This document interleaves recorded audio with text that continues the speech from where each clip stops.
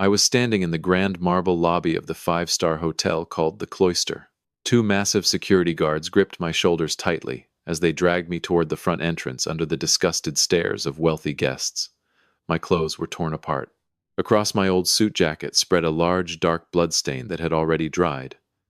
I looked less like a father attending his son's wedding, and more like a criminal who had wandered into a palace by mistake.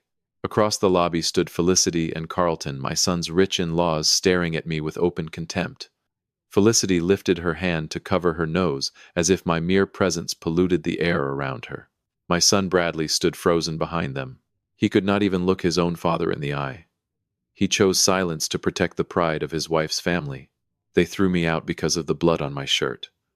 But they had no idea that blood was worth $9 million they were about to lose. My sons-in-laws had looked down on me my entire life. To them, I was nothing more than a retired water department worker from the bottom of society. They believed their money could buy everything, including human dignity. They were wrong. Exactly 15 minutes later, a powerful woman stepped out of a luxury car and walked into that hotel lobby. The moment she appeared, everyone who had mocked me began to tremble. And what she said to them that night is a story I will tell my grandchildren until the day I die. Welcome back to Dad's Revenge Real Life. Grab yourself a drink, maybe a snack, settle in comfortably, and remember this. The people in these stories always had the chance to do the right thing. They simply chose not to. Subscribe for more intense family drama stories. And before we begin, tell me which state or city you are watching from tonight. Life is strange sometimes. The people who speak the loudest about morality and kindness often carry the darkest hearts. They wear elegant clothes and sparkling diamonds, while their character rots underneath. Meanwhile, true kindness is often hidden beneath worn-out jackets and rough hands stained by years of honest work. This story is not about showing off wealth or power. It is about the price of arrogance and the reward waiting for a compassionate heart. Let me take you back to the beginning of that day. Everything started with a phone call from my son filled with pride and condescension. That morning began with the sharp ringing of a telephone. It shattered the silence inside my small, lonely house. The moment I saw Bradley's name glowing on the screen, my heart tightened painfully. My son had not called home in 3 months. His voice came through the speaker, cold and distant. There was no question about my health. No concern about how his old father had been living lately. He went straight to the point with a hurried tone filled with pressure. Tonight was the 25th wedding anniversary celebration for his wealthy in-laws, the Halverson Beauchamp family. A grand event held at the most luxurious 5-star hotel in the city. Bradley hesitated for a few seconds before saying something that made my chest feel heavy. He told me I did not need to dress too formally. A sports jacket would be good enough for me. It sounded like harmless advice. But I understood the real meaning behind those words immediately. It was a quiet insult aimed at my social status. My son was ashamed of me. He feared that my old age and modest appearance would embarrass him in front of his rich wife's family. He was terrified that I might ruin the perfect image he had worked so hard to create. After the call ended, I sat motionless on my worn-out sofa. The house felt unbearably empty. Ever since Helen, my beloved wife, passed away, loneliness had become my only companion. I lifted my eyes toward our wedding photograph hanging on the wall. Helen's gentle smile seemed to comfort me even now. I walked into the kitchen to make a piece of toast. The old toaster suddenly sparked and began burning the bread black while smoke filled the room. The bitter smell spread through the kitchen like the darkness that had settled over my life. I coughed violently and rushed to open the windows wide. Outside, a small cardinal rested on a tree branch. It chirped cheerfully before soaring freely into the open sky. I watched the bird for a long moment before lowering my eyes to my rough, weathered hands. Hands that had spent 38 years working honestly for the city water department. I wondered when honesty and hard work had become something children were ashamed of. The loneliness in my chest rose painfully into my throat. But for Bradley's happiness, I convinced myself to endure it. I walked to my closet and took out the best suit I owned. A black suit with worn shoulders but carefully pressed and spotless. Then I placed $200 of savings into an envelope. It was a small gift meant to honor my sons-in-laws and bless their celebration.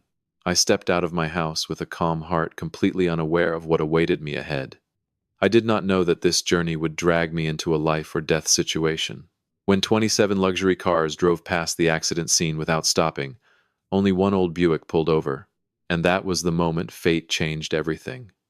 What happened on that lonely road that forced me to sacrifice even my dignity? I drove my old Buick toward the anniversary party, but my mind was crowded with bitter memories of my son's wealthy in-laws. The Halverson Beauchamp family lived in a world completely different from mine. Carlton was a famous cosmetic surgeon who catered to the rich and powerful. Felicity spent her days organizing charity galas for royal thoroughbred horses. They owned enormous mansions, attended elite social events, and surrounded themselves with influential people. To them, a retired water department worker like me was nothing more than a stain on their family reputation. Every time our paths crossed, they treated me like an unwanted shadow. My poverty was in their eyes some contagious disease that might infect their polished image. I still remembered the very first time our families met. Felicity looked me up and down with cold judgment in her eyes. Then she stepped closer and lifted one finger covered in diamonds to inspect the collar of my shirt. The gesture was cruel and humiliating, as though she were checking an animal for parasites. She clicked her tongue softly before turning to her daughter and muttering that some people could never hide where they came from, no matter how hard they tried. Carlton stood beside her with a smug half-smile stretched across his face. That day I swallowed every ounce of humiliation for Bradley's future. Tonight felt no different. I knew I was driving straight into a lion's den. I glanced down at my old suit and then toward the envelope containing $200 resting on the passenger seat. That money came from months of careful saving from my tiny pension checks. To those rich people, $200 was probably less than the cost of a single bottle of wine at their celebration. But to me it represented sincerity, respect, and a father's blessing. I kept telling myself that kindness and honesty could bridge any distance between rich and poor. I hoped that if they saw my genuine heart, they might treat Bradley with more respect and compassion. My old Buick rolled slowly down Highway 17, while light rain began falling across the windshield. Thick fog spread over the empty road and blurred everything ahead of me. The highway looked uncertain and dangerous, just like the storm waiting in my future. I turned on the radio to escape the heaviness crushing my chest. But even the soft melody playing through the speakers could not calm the growing sense of dread inside me. I had no idea that only minutes later on this lonely stretch of road something horrifying was about to happen. An event that would test my humanity and expose the true faces of people who called themselves noble. Then suddenly the violent screech of tires echoed through the fog, followed by a deafening explosion in the distance. The explosion ripped through the silence of Highway 17 like thunder tearing open the night sky. I slammed on the brakes, and my old Buick skidded across the rain-soaked pavement. About 50 yards ahead of me, a luxury SUV had flipped onto its side near the ditch. Thick black smoke poured from beneath the crumpled hood, while flames slowly began spreading underneath the vehicle. The headlights pointed upward into the fog, casting weak, trembling beams into the darkness. I threw open my car door and rushed out into the storm. Rain lashed against my face, freezing cold, but I barely felt it. My chest pounded violently with fear. From inside the wreckage came the horrifying screams of a woman crying for help. Her voice cracked with desperation as she shouted that her daughter was still trapped in the back seat. For several seconds I stood frozen. Then I noticed headlights approaching from behind me.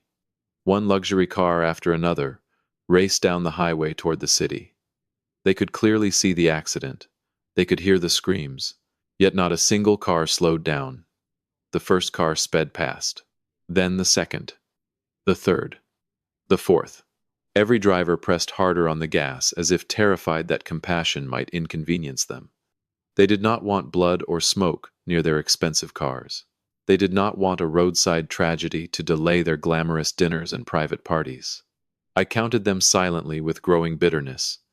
27 luxury cars passed by without stopping. 27 people chose comfort over human life. The cruelty of it sent a chill deeper through me than the rain ever could. At that moment, instinct took over.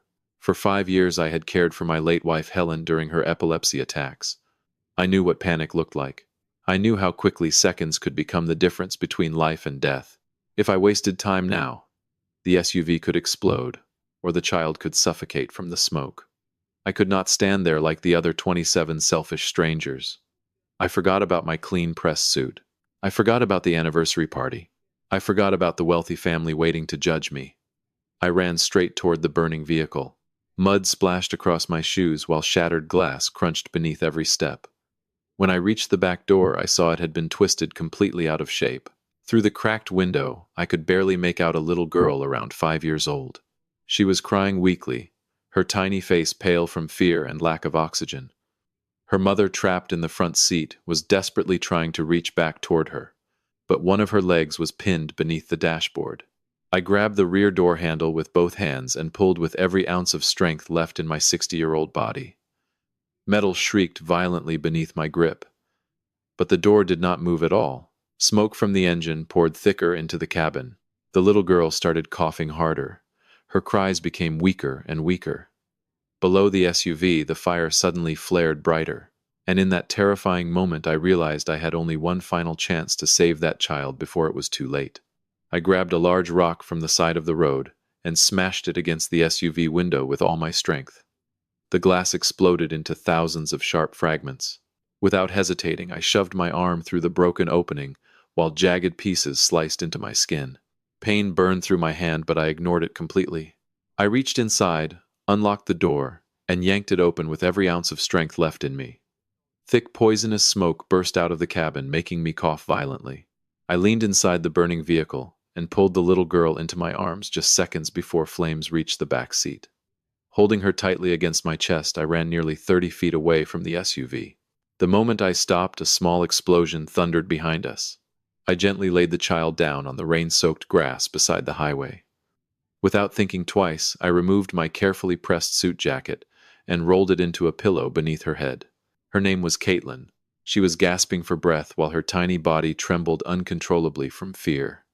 Blood from a cut on her forehead mixed with mud and wet grass all over my clothes. My white shirt was now stained with dark blood and dirt. But none of that mattered to me. I held Caitlin's small, trembling hand and spoke to her as softly as I could. I told her everything was all right now. I told her she was safe. Her mother, Genevieve, had finally managed to crawl out through the front door of the SUV.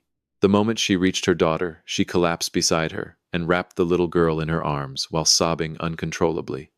She kept thanking me over and over again, between desperate breaths. In the distance, the sound of approaching ambulance sirens cut through the rain. Suddenly, Genevieve remembered something important. She handed me an expensive designer handbag and begged me to hold onto it while she rode with Caitlin to the hospital. She explained that it contained extremely important documents. Then the paramedics rushed them away. I stood alone in the pouring rain, watching the ambulance disappear into the darkness. For a moment, I looked at my reflection in the side mirror of my old Buick. My hair was soaked and disheveled. My clothes were torn apart and covered in mud and blood. I pulled out my phone to check the time, and my stomach dropped instantly. I was already more than an hour late for the anniversary party. Panicked, I climbed back into my Buick and drove straight toward the Cloister. I had no idea that my appearance would soon turn me into the center of a horrifying nightmare. I was about to face the cruelest humiliation of my life from the very people who called themselves family. How would those polished, wealthy elites react when a blood-covered old man walked into the middle of their glamorous celebration? I pulled my old Buick up in front of the grand entrance of the Cloister. Crystal chandeliers glowed through the massive windows, spilling golden light across the marble driveway like something out of a dream. I stepped out of the car, still holding the stranger's handbag tightly in my hand. The valet attendant looked me up and down with open disgust. He did not even bother walking over to take my keys. Instead, he crossed his arms and loudly demanded that I move my wreck of a car somewhere else before it ruined the appearance of the entrance. I ignored him completely. Without saying a word, I hurried through the revolving glass doors and entered the hotel lobby. The sound of my worn shoes striking the polished marble floor echoed awkwardly through the elegant ballroom. The moment I stepped inside, a chilling silence spread across the room. Even the soft classical music seemed to fade away. Every guest, dressed in designer suits and sparkling gowns, slowly turned to stare at me. Then the whispering began. Cruel whispers. Mocking whispers. They looked at me as if I were some filthy creature that had wandered in from another world to contaminate their perfect evening. I saw fingers pointing toward my blood-stained clothes. I saw smug smiles curling across faces hidden behind champagne glasses. These people called themselves refined and noble, yet their eyes dripped with cruelty, and no one looked more horrified than my sons-in-laws. From across the ballroom, Felicity spotted me, and her face instantly turned bright red with humiliation and rage. The wineglass in her hand trembled violently. She could not believe that her son-in-law's father had dared to appear at her prestigious celebration looking like this. Carlton stormed toward me with fury burning in his eyes. He never once asked if I was hurt. He never asked what had happened. Instead, he grabbed my arm aggressively and squeezed so hard it felt like my bones might crack. He dragged me across the ballroom as if I were a dangerous lunatic being removed from a public place. Bradley followed closely behind us, his face pale with panic. But he said nothing. Not one word to defend his own father. He stood there watching Carlton humiliate me in front of everyone without opening his mouth even once. That silence wounded me more deeply than all the cruelty from strangers. Carlton shoved me into a deserted hallway near the service storage rooms. He stood in front of me like a judge preparing to sentence a criminal. Then he pointed angrily at the bloodstains covering my shirt. What came out of his mouth next would ignite a vicious confrontation that pushed every ounce of pain and humiliation inside me to the breaking point. Carlton stepped closer until his face was only inches from mine. His breath reeked of expensive whiskey. Through clenched teeth, he demanded to know what kind of disgraceful stunt I thought I was pulling. He asked if I had any idea how important this night was for his family. Felicity stormed out into the hallway beside him, crossing her arms tightly over her chest with absolute disgust written across her face. She said I looked like a homeless beggar dragged out of a garbage dump. Then she pointed at the bloodstains covering my shirt and shouted that my filthy appearance was ruining the expensive carpets of the Cloister. She proudly announced that the mayor himself and some of the most powerful businessmen in the city were attending tonight's celebration. According to her, the presence of a shabby retired water department worker like me was an insult to everyone in that ballroom. I turned desperately toward Bradley, hoping my son would finally show even a shred of understanding. I explained that there had been an accident on the highway. I told him I had just saved a little girl's life. But Bradley lowered his head in shame. Then he quietly asked why I had not gone home to change clothes before coming to the party.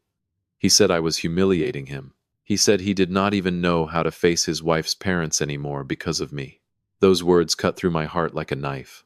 I had sacrificed my entire life to raise that boy, and now he was ashamed of the father who gave him everything. Carlton refused to let me explain another word. He snapped his fingers and called over 2 massive hotel security guards. In a cold, furious voice, he ordered them to throw me out immediately. He declared that filthy, poor people like me had no right to breathe the same air as respectable, upper-class guests. The guards grabbed both of my shoulders and dragged me across the lobby while guests gathered near the entrance to watch the humiliation unfold. Some whispered, some laughed. Others stared at me with cruel amusement, as if I were entertainment for the evening. The guards shoved me through the revolving doors so violently that I crashed onto the cold stone steps outside the hotel entrance.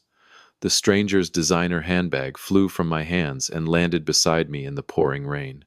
If you feel furious for Mr. Hollis right now, leave a like and comment the number 1 to support kindness and humanity. I sat alone on the wet stone steps beneath the heavy rain.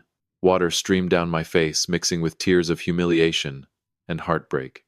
I could not stop asking myself when kindness had become a crime. How could a man who had just saved a child's life be treated like a criminal by his own family? I stared at the expensive handbag lying abandoned beside me. Part of me wanted to stand up, get back into my old Buick, and drive away forever without ever seeing my cowardly son again. But the moment my fingers touched the handle of the bag, the sharp scream of brakes echoed across the entrance driveway. A black Rolls-Royce stopped directly in front of the hotel. The rear door slowly opened, and a powerful woman stepped out into the rain. That single moment was about to change everything and ignite a devastating reckoning none of them would ever forget. The woman stepped out of the black Rolls-Royce with urgency written all over her face. It was Genevieve Ashworth. Her designer dress was still stained with rainwater and mud from the accident scene. Though worry clouded her expression, her presence radiated the unmistakable authority of someone used to commanding entire rooms with a single glance. The moment she saw me sitting on the freezing stone steps in torn, blood-stained clothes, she stopped abruptly. Shock flashed across her face before turning into cold fury as she noticed the 2 security guards still standing nearby, watching me like a dangerous criminal. Genevieve hurried toward me without hesitation. She bent down and personally helped me to my feet. Then she picked up her handbag and carefully supported my arm with genuine respect. Her voice trembled with disbelief as she asked why the man who had saved her granddaughter's life was sitting outside in the rain like this. I remained silent. I only looked through the glass doors toward the ballroom inside. At that exact moment, Felicity and Carlton rushed out of the hotel entrance, eager to welcome their wealthy, distinguished guest. They had assumed Genevieve Ashworth arrived to attend their anniversary celebration. But the moment they saw her standing beside me, their arrogant smiles disappeared instantly. Their faces turned pale. Carlton quickly tried to explain himself. Stammering nervously, he claimed that I was merely some unstable homeless man who had sneaked into the party and caused trouble. He insisted they had removed me only to protect the safety and dignity of the guests. Felicity immediately joined in, saying my filthy appearance would have contaminated the entire evening. Genevieve did not even let them finish speaking. She turned sharply toward them, her eyes colder than steel. Then she tightened her grip on my arm and delivered a sentence that struck them like lightning. She announced that this so-called filthy old man had risked his own life to pull her granddaughter from a burning vehicle, while 27 other luxury cars drove past without stopping. Silence crashed over the entrance. Without another word, Genevieve guided me back toward the grand ballroom of the Cloister. The same two security guards who had thrown me out moments earlier now lowered their heads in shame, too terrified to say a single word. Felicity and Carlton followed behind us with trembling steps. The full weight of Genevieve Ashworth's identity was finally beginning to settle over the room. She was not an ordinary woman. She was the largest diamond-level donor behind the International Medical Center project Carlton desperately wanted attached to his name and career. And now the most satisfying reckoning imaginable was about to unfold in front of 300 wealthy guests standing frozen inside the ballroom. What would Genevieve Ashworth do next to expose the true faces hiding behind all that luxury and prestige? Genevieve Ashworth led me straight into the center of the magnificent ballroom. The moment we entered, all 300 wealthy guests fell completely silent. Every eye in the room locked onto the most powerful woman in the city, walking beside an old man covered in blood, mud, and torn clothing. Behind us, Carlton and Felicity followed like ghosts. Their faces had gone completely pale. Genevieve climbed onto the stage and took hold of the microphone. Her voice rang through the grand ballroom, sharp, powerful, and impossible to ignore. She announced to every guest present that Mr. Hollis was the greatest benefactor the Ashworth family could ever ask for. She declared that I had risked my own life to save her granddaughter Caitlin from a vehicle moments away from exploding, while 27 luxury cars chose to drive past and ignore a dying child. A wave of shocked whispers spread across the room. Then Genevieve slowly turned toward Carlton and Felicity. The disgust in her eyes was unmistakable. In front of everyone, she publicly canceled the entire $9 million donation intended for Carlton's new international hospital project. Her words struck like hammers against their pride. She said the people hoping to carve their names into a hospital building possessed hearts far too ugly to deserve such honor. A cosmetic surgeon who constantly preached beauty and compassion had just thrown out a kind old father because of bloodstains on his shirt. A woman who spent fortunes rescuing thoroughbred horses had valued a luxury hotel carpet more than the life of a frightened little girl. Money, she said, could build beautiful towers and elegant foundations, but it could never purchase humanity. The ballroom erupted into whispers once again, but this time the whispers were filled with shame and disgust toward the Halverson Beauchamp family. Guests quietly stepped farther away from Carlton and Felicity as though humiliation itself were contagious. Carlton stood frozen on the stage, his lips trembling helplessly. The reputation and prestige he had spent decades building collapsed around him in a single night. Felicity covered her face while tears streamed down her cheeks as the same judgmental eyes she once used against others now turned mercilessly upon her. Every layer of their polished fake image had been ripped apart beneath the bright ballroom lights. From the corner of the room, Bradley stared at me with overwhelming shame and regret burning in his eyes. Seeing that late realization inside my son made me release a quiet, exhausted sigh. Whitney stepped beside him and gently held his hand. Then Bradley slowly walked toward me, before lowering his head in apology. He admitted he had been weak, selfish, and blinded by fear of losing status and approval. At that moment, Bradley and Whitney chose to leave the luxurious celebration behind and stand beside me instead. They turned their backs on empty prestige and chose kindness over arrogance. Genevieve smiled warmly at the three of us and announced that her Rolls-Royce was waiting outside to take us to dinner. Together, we walked out of the Cloister with our heads held high while the Halverson Beauchamp family remained trapped inside the ruins of their shattered reputation. The elite society they worshipped had already begun abandoning them completely. Justice had finally arrived for those who looked down on human dignity. It should have been the perfect ending.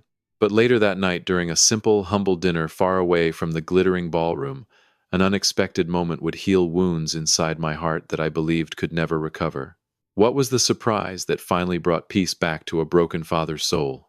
The Rolls-Royce finally stopped in front of a small roadside diner glowing beneath dim yellow lights. Inside, the soft clatter of silverware and the comforting smell of simple homemade food slowly washed away the tension of the terrible night behind us. We gathered around an old wooden table near the window. Bradley looked at me with red, swollen eyes filled with shame and regret.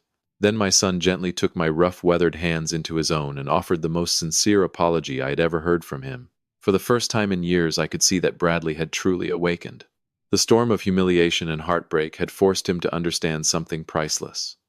All the wealth, prestige, and glamorous status in the world could never compare to the love of family and the dignity of a good heart. At that moment, Genevieve's phone rang softly. A bright, cheerful voice burst through the speaker. It was little Caitlin. She had fully regained consciousness and wanted to personally thank Grandpa Hollis for saving her life. Genevieve smiled warmly before showing me a photograph Caitlin had drawn from her hospital bed. The picture was messy and uneven, like most children's drawings, but to me, it looked more valuable than any masterpiece in the world. In the drawing, an old man wearing a black suit stood with his arms stretched wide, protecting a little girl from danger. I stared at that picture for a long, quiet moment. No medal, no fortune. No grand award could ever mean more to me than that child's innocent gratitude. Outside the diner window, pale streetlights flickered softly through the rain. I leaned back in my chair and smiled for what felt like the first time in years. Life has a strange way of balancing itself. Character is not built inside luxurious ballrooms or behind expensive designer clothes. True character is revealed in darkness when nobody is watching. It appears in the moment when you must choose between driving past suffering or stopping to help another human being in need. People like Felicity and Carlton spent their lives measuring human worth through money and social status. In the end, all their wealth left them empty and alone. But kindness given from a sincere heart always finds its way back home eventually. Never be ashamed of hardworking hands. Keep being kind even when the world tries to convince you that kindness is weakness. Click the video on the left to hear another unforgettable story filled with heartbreak, justice, and redemption. Tonight, the mud on my hands and the bloodstains on my clothes became proof that my life had truly meant something. Because when all the luxury disappears and every light finally goes dark, character is the only thing you carry with you through the final door. So tell me honestly, would you rather become a humble Hollis with a good heart or a glamorous Felicity with an empty soul?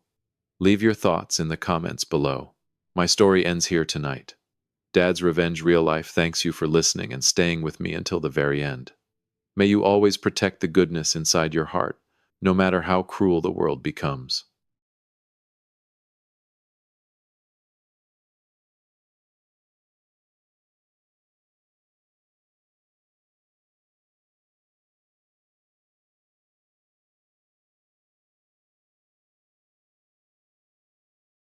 Just one seat at the graduation ceremony showed me exactly where I stood in my own family. It began with a phone call I was never supposed to overhear, and ended with a silence so heavy it crushed everything inside me. For 17 years, I had never missed a single milestone in Jasmine's life. Today was her graduation day at Howard University. I woke up at 5 in the morning. I carefully ironed my best shirt. I slowly tied the necktie Jasmine had given me for my birthday 3 years ago. I was proud. I was happy. I truly believed I was the luckiest father in the world. But my world collapsed, right there in the entrance hall. Diane walked toward me with a cold expression on her face. She would not even look me in the eyes. She handed me a small piece of paper and whispered in a quiet but merciless voice, "You should sit in the backup seats at the back. The front row belongs to Marcus. Jasmine needs graduation photos with her real father. Having you there would ruin the perfect family picture." Her words stabbed straight into my chest. I stood frozen among the crowd. I looked down at the ticket in my hand. Seat 15. The very last row. The place reserved for unwanted guests. The place hidden behind the bright stage lights. Up front, Jasmine was smiling brightly in her graduation gown. She threw her arms around Marcus, the man who had not paid a single dollar in child support for 17 years, the man who only showed up after all the hard work was already done. "Dad, I did it," Jasmine shouted happily. And she was not talking to me. I stood there, holding a bouquet of deep red roses. I had handpicked every single flower for my daughter. Without realizing it, I squeezed the stems tighter and tighter. Sharp thorns pierced deep into my skin. Warm blood trickled down, slowly, soaking through the silver wrapping paper. But that physical pain meant nothing compared to the humiliation tearing through my soul. Had I really spent my entire life raising a child with my own blood, sweat, and sacrifice, only to be treated like a stranger in the end? Welcome to Dad's Revenge Real Life. Don't forget to leave a comment and subscribe to the channel. You are going to love it here. Betrayal does not always come like a slap across the face. Sometimes it comes when the people you love ask you to step aside so someone else can enjoy the rewards of your sacrifice. I turned around and walked away. I left behind their fake laughter and hollow happiness. The thunderous applause echoing through the halls of Howard University sounded unbearable to my ears. I sat alone on an ice-cold stone bench outside the campus. The blood on my palms had already dried into dark stains. Memories from the last 17 years came flooding back like a slow-moving film, crushing my chest with every passing second. Jasmine was 7 years old that year. She came home sobbing because other children mocked her crooked teeth. Seeing my little girl cry tore me apart inside. Diane looked at me and sighed. Braces at that time cost more money than we could possibly afford. But I promised my daughter I would give her the best life I could. And I kept that promise. That was when my endless nights at the frozen warehouse began. My shift started at 10 at night and ended at 6 the next morning. I carried heavy boxes weighing dozens of pounds inside temperatures below freezing. My body trembled constantly. My fingers ached every time the weather changed. My back hurt so badly there were mornings when I could barely stand upright. But every month when I saw the savings growing little by little, I smiled. My love for this family was never built on sweet words. It was written in cold numbers on bank statements. Numbers bought with my sweat and blood. I denied myself everything so Diane and Jasmine could live comfortably and never feel inferior to anyone else. I believed my sacrifices were building a strong and loving home. But I was wrong. I was building a magnificent castle on sand. And sand always washes away. Today's betrayal was not sudden. It had been growing quietly for 17 years, fed by my own silence and tolerance. They had become so used to receiving my sacrifices that they no longer saw them as sacrifices at all. To them, my pain had become normal, expected. If you have ever felt taken for granted after giving someone everything, you had hit the like button. I slowly stood up. Then I threw the blood-stained bouquet of roses into a trash can beside the road. My patience had finally reached its limit. Did they really think I would continue sacrificing myself quietly in the shadows forever? No. My plan to reclaim justice began at that exact moment. The train of their perfect lives was about to crash downhill, the second the silent driver me finally let go of the wheel. I drove back to our house. My mind was completely numb, but my chest burned with rage. For 17 years I had lived inside a world built on cruel contradictions.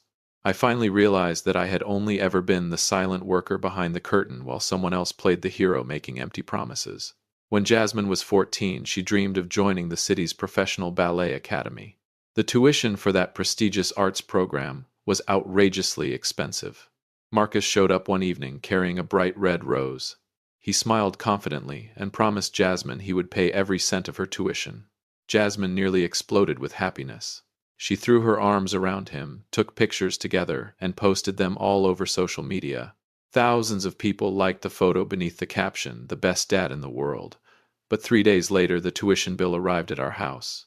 Marcus blocked Diane's phone number. Then he disappeared, without a trace. I was the one who quietly pushed my only motorcycle to a pawn shop and sold it to pay for Jasmine's classes. For an entire year, I walked to work through rain, snow, and freezing winds because I no longer had a vehicle. Jasmine never knew the truth. She still believed the money came from Marcus. And I stayed silent because I did not want to destroy the image of her biological father in her heart. My sacrifices had slowly turned me into air inside that house. And air is invisible. Nobody notices air until they start suffocating. Diane and Jasmine were always dazzled by Marcus's flashy promises and fake charm. They treated my sweat, exhaustion, and money as something ordinary, something expected. When Marcus bought a cheap bracelet, they treasured it like priceless gold. When I provided an entire stable life, they treated it as nothing more than the duty of a servant. This injustice had to end. Marcus's fake brilliance and their endless ingratitude had pushed me to the edge. They had no idea that the true face behind all those promises was about to be exposed in the most brutal way possible. And this was only the beginning. The breaking point came when Jasmine received her acceptance letter to Howard University. The tuition was an enormous burden, and just like every other time Marcus appeared right on cue, he promised he would take care of everything. But 1 week before enrollment, he suddenly vanished again. He sent a short message claiming his investments had failed and that he was bankrupt. Jasmine cried until her eyes were swollen. Diane nearly lost her mind with panic. And once again I stepped in to carry the weight they could not bear.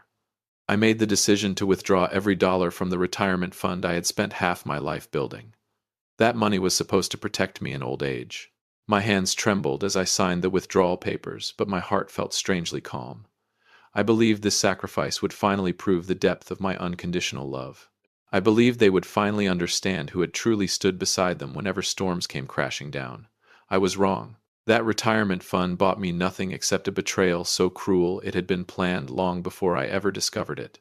1 week before the graduation ceremony, I came home earlier than usual because of severe back pain. The house was quiet.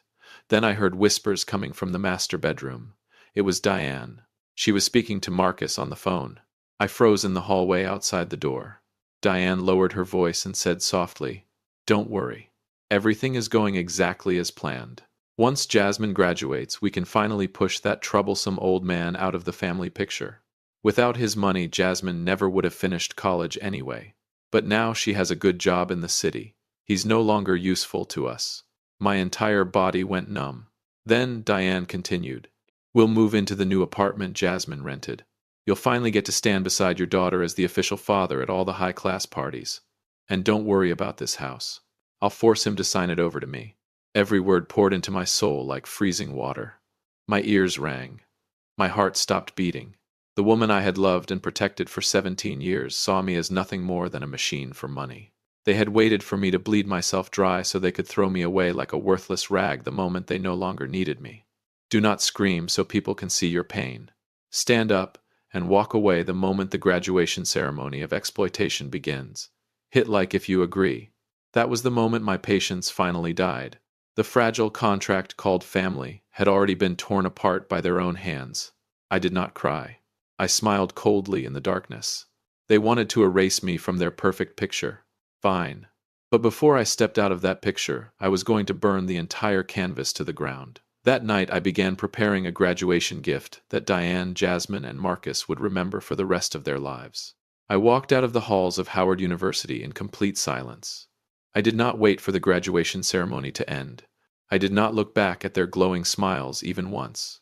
That night I sat alone in my office. The room was completely dark. The pain inside me had disappeared. All that remained was a terrifying level of clarity. I picked up my phone and made 3 calls before dawn. The first call was to the property management company. I was the sole leaseholder for the luxury apartment Jasmine had rented downtown. In a cold and steady voice, I requested the immediate termination of the lease agreement. I agreed to forfeit the security deposit. The apartment would be reclaimed by the end of the month. Jasmine would no longer have a beautiful place to move into with her wonderful biological father. The second call was to the bank. I ordered every supplementary credit card belonging to Diane and Jasmine to be frozen immediately. For 17 years, they had used my money for designer clothes, luxury dinners, and glamorous lifestyles. As of tonight, that river of money had officially dried up. I was no longer the devoted husband. I was now a man, enforcing ownership over what belonged to him. The final call was to a real estate agency. The house we lived in had always belonged entirely to me long before the marriage. I instructed the agent to sell it immediately for 10% below market value. My only condition was speed. I wanted every legal procedure completed within 2 weeks. They thought I was just a foolish man who worked himself to death without asking questions.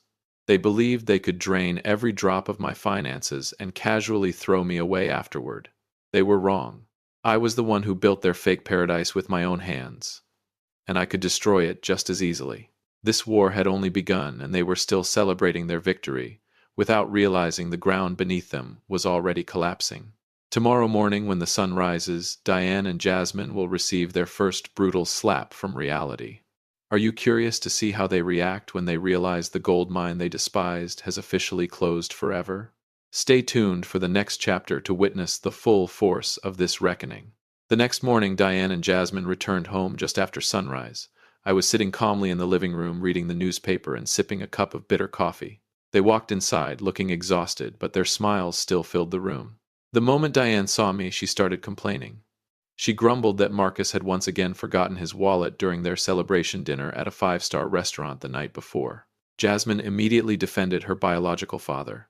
A great man like Marcus should not have to worry about petty money problems, she said proudly. I did not say a single word. I simply smiled. Their awakening began less than an hour later.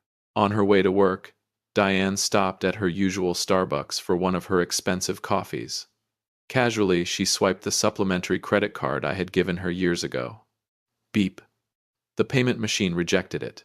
The cashier gave her an awkward smile. I'm sorry, ma'am. Your card has been declined. Diane frowned in irritation and tried again. Declined. Again. This time, panic flashed across her face. Seconds later, my phone rang. The moment I answered, Diane exploded with fury. Lucas, what did you do to my account? Unlock the card. Right now I'm standing here humiliating myself in this coffee shop. My voice remained perfectly calm. There's nothing wrong with the card. I canceled it. Starting today, you can pay for your perfect little life yourselves. Then I hung up before she could scream another word. At the exact same time, Jasmine received an urgent email from the property management company. The message informed her that the lease for her luxury apartment had been terminated immediately. She was required to remove all her belongings before the 31st of the month. That was when real panic finally began spreading through both of them. For the first time in years, they realized the invisible support system surrounding their lives was disappearing piece by piece.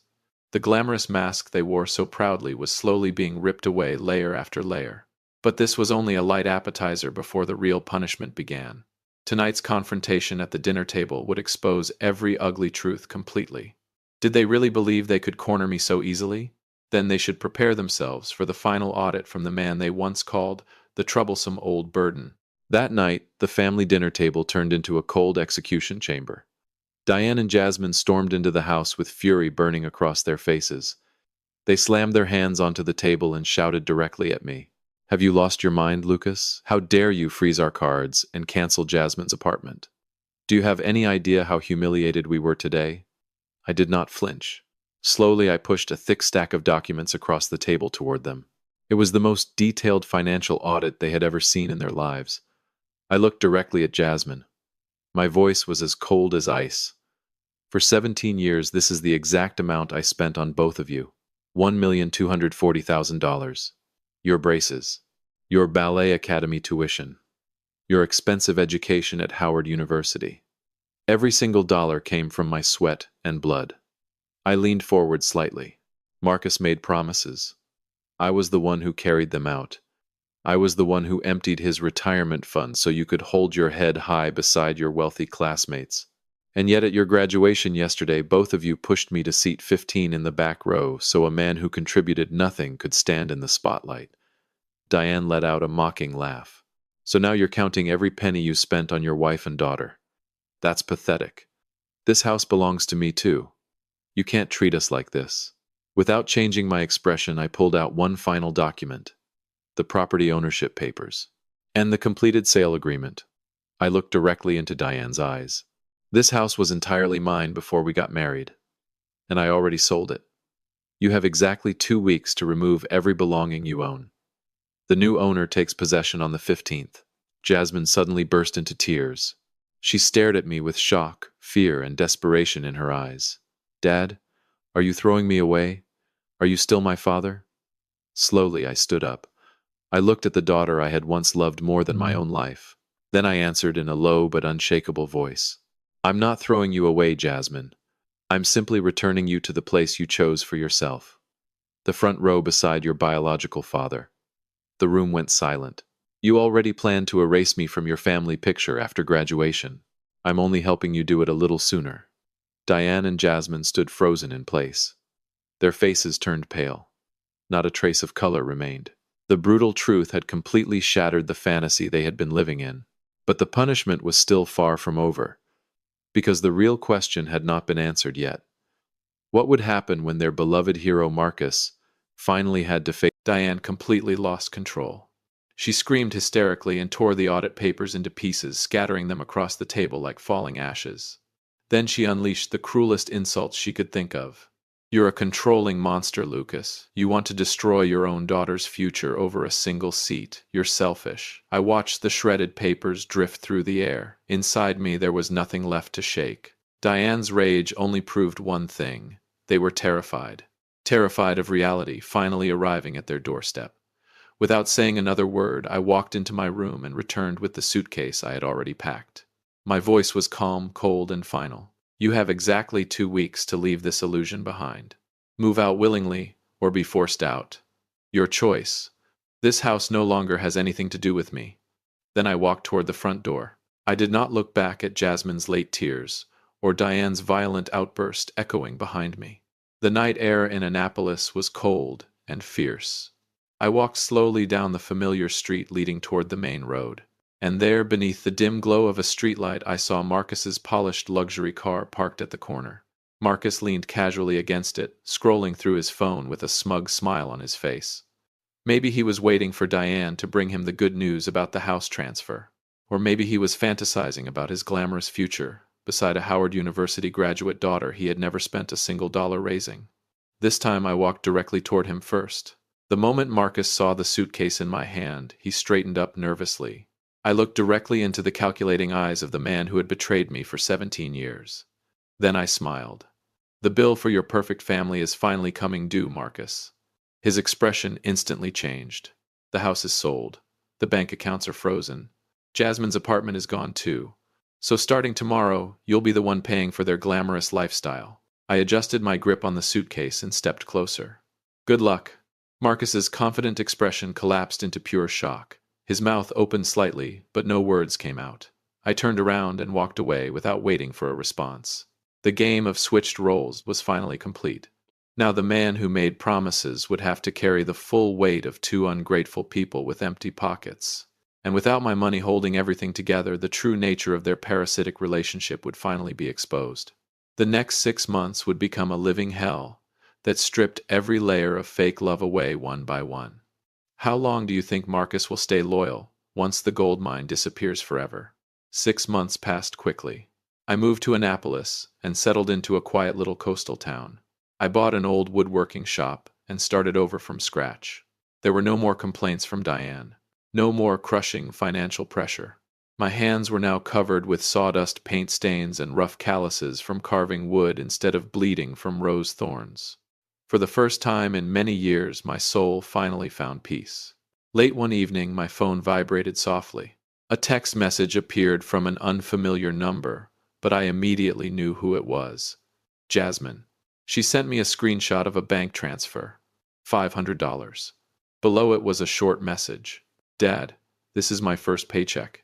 I'm sending you a small part of it to repay what I owe you. I'm sorry for everything that happened. I hope you stay healthy." I stared silently at the screen for a long time. Surprisingly, I felt no hatred, no triumph either, only a strange sense of calm. For the first time in her life, Jasmine had begun to understand the value of hard work. She finally understood what it meant to earn money with sacrifice and exhaustion instead of taking it for granted. Through a few old acquaintances, I eventually learned what happened after I left. The truth revealed itself almost immediately. Just as I predicted, Marcus abandoned Diane within the very first week, after discovering she no longer had a house savings or financial security. He disappeared as quickly as he had once appeared. Marcus never wanted responsibility. He only loved comfort funded by someone else.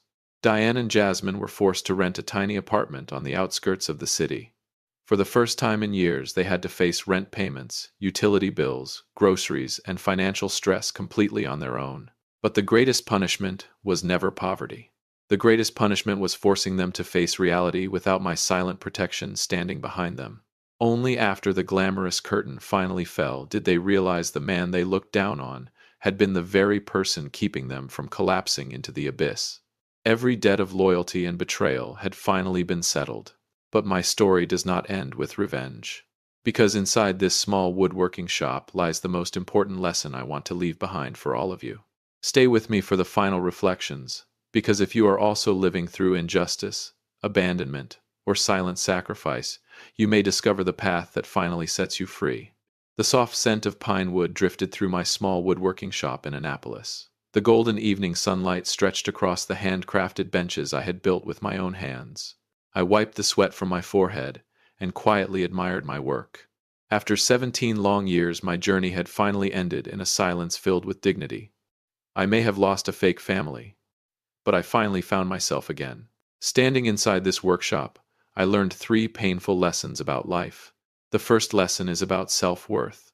Never measure your value based on the approval of ungrateful people. The second lesson is about respect. Love without respect is nothing more than a cruel form of emotional parasitism. And the final lesson is about kindness. Never allow your kindness to become an unlimited free service. The more easily you sacrifice yourself, the more people begin to treat your pain as your obligation. I looked at the simple wooden chair I had just finished building. It stood firm and strong. It was not sitting in seat 15 behind anyone else's spotlight. It belonged on a stage built by my own hands. If people refuse to give you the seat you deserve, then build your own stage. Do not beg for pity. Do not tolerate humiliation just to preserve the illusion of a happy family. My story is a warning to everyone, silently sacrificing themselves in the dark. Your silence does not make selfish people grateful. It only feeds their greed. Be brave enough to walk away once your limits have been crossed. Join our community by hitting the like button and subscribing for more real, emotional, and hard-hitting family stories. And as always, thank you for being part of this space. I turned off the lights and closed the door to the workshop behind me. The streets of Annapolis were glowing beneath the night sky. And for the first time in many years, I walked forward feeling completely free. My real life was only beginning now.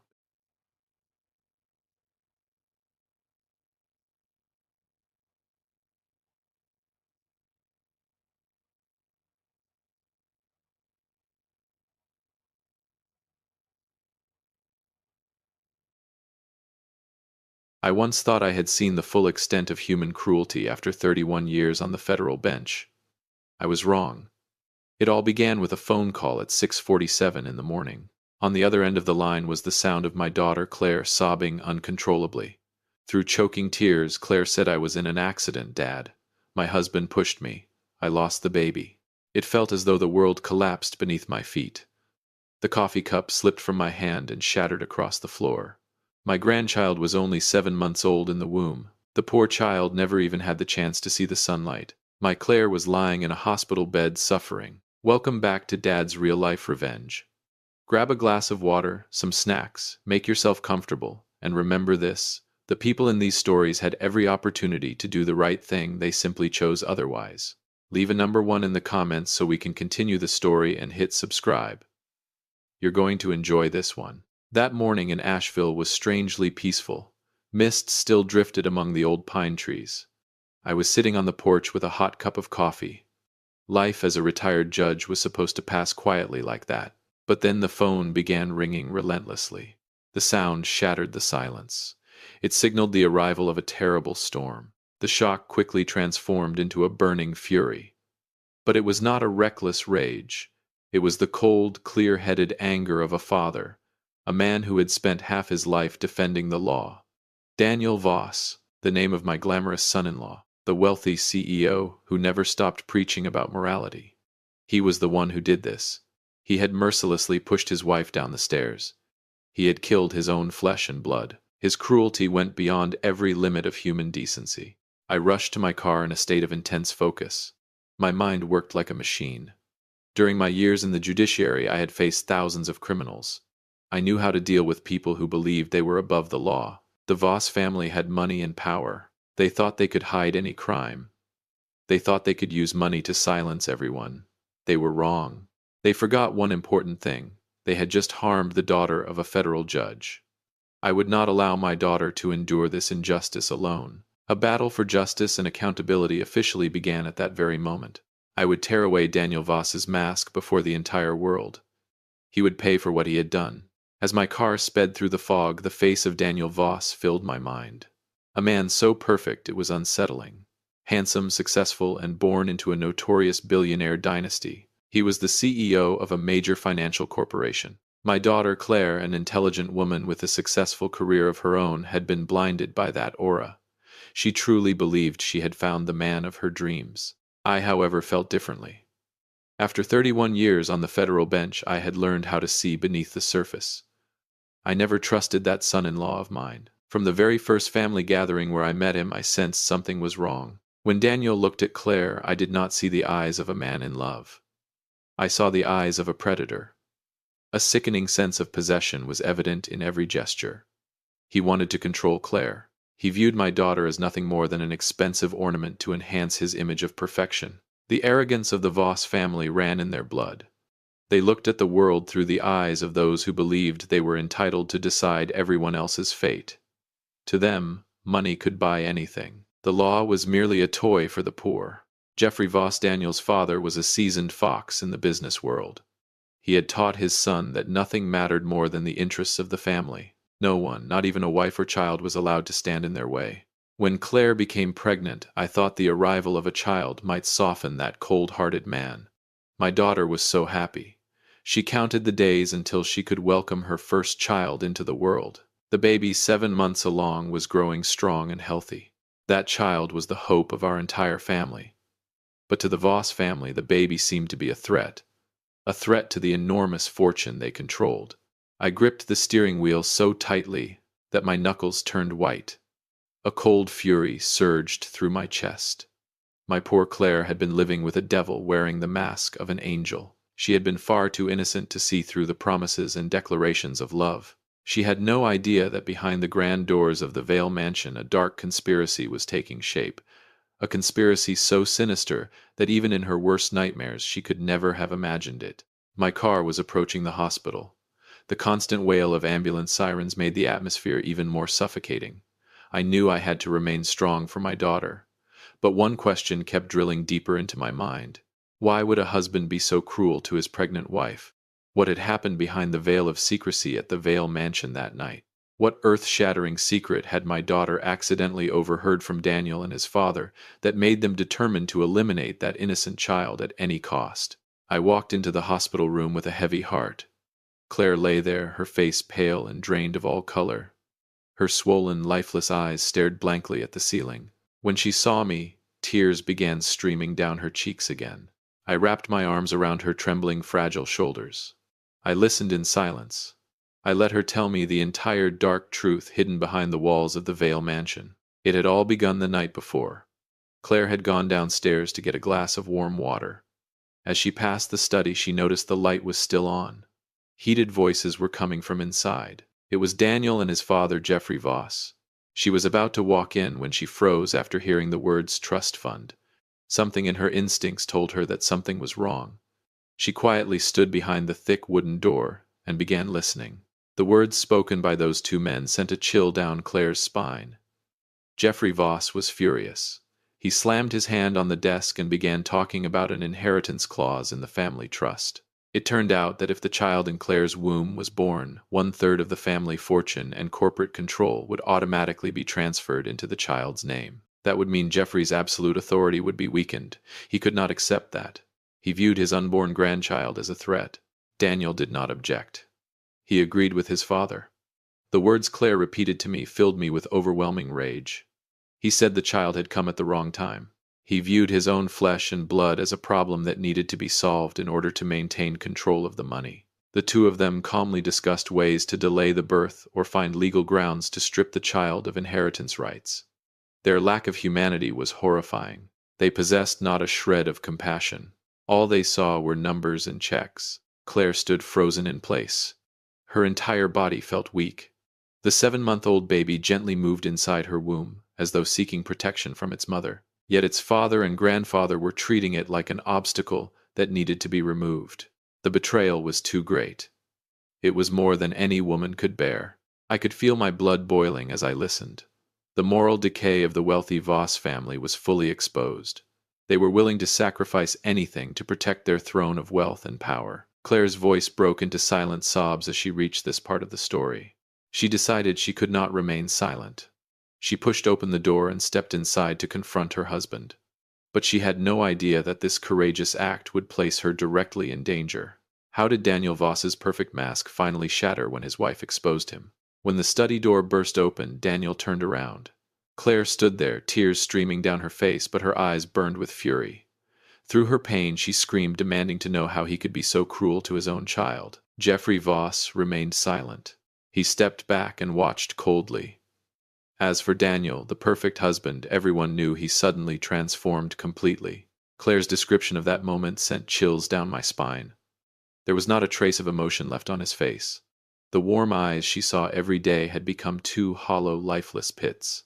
The perfect mask fell away, revealing a cold-blooded monster underneath. He took slow steps toward Claire.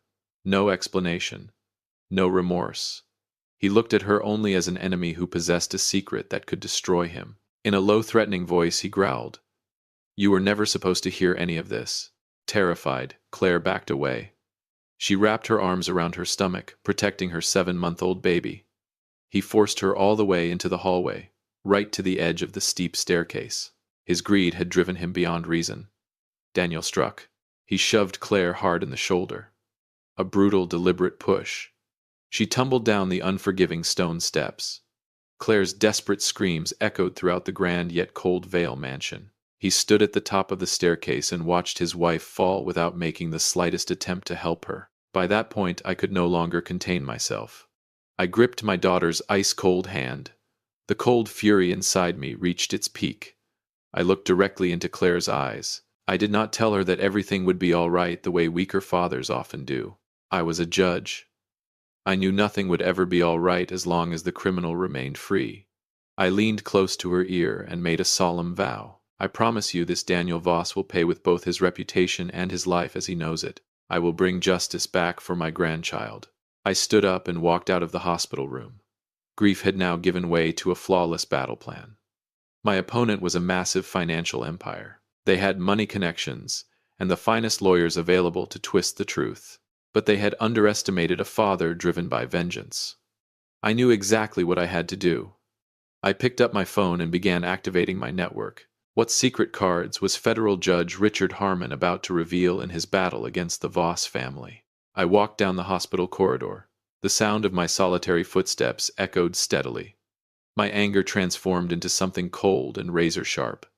My opponents were powerful. The Voss family controlled enormous resources.